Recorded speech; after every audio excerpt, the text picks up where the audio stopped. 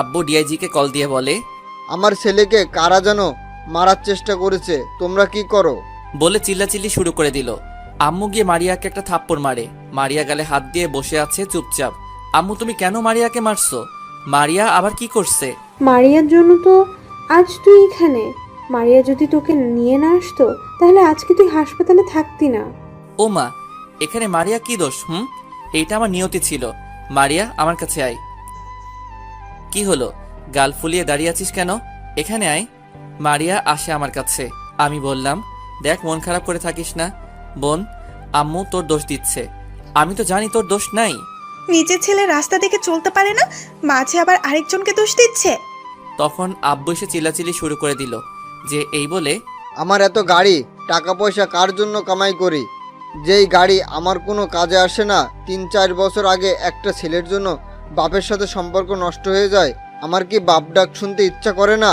আজ যদি তুই গাড়ির নিচে পড়ে মরে যেতিস তাহলে আমাদের কি হতো সেটা একবার ভেবে দেখেছিস? না, যখন নিজে একদিন বাপ হবি তখন বুঝবি আমার কি পরিমাণ কষ্ট হয়েছে। আচ্ছা আদি, তুমি কি কেউকে সন্দেহ করো? না পুলিশ আঙ্কেল। কিছু একটা বলো যেটা দিয়ে আমরা তাকে ধরতে পারি। একটা জিনিস আমার মনে আছে, ওইটা দিয়ে ধরতে পারেন। কি সেইটা বলো, আমরা চেষ্টা করব তাড়াতাড়ি যেন খুঁজে পাই। আদির মা, বলে দিলাম আজ থেকে যেন সে নিজের গাড়ি বাদে বের না হয়। তোমার ছেলের মাথাটা ঢুকিয়ে দিও। আদি কি বলছে তুই শুনছিস? চুপ হয়ে আছি। কি শুরু করছো তোমরা? ভাই অসুস্থ আর তোমরা চিল্লাচিল্লি শুরু করছো?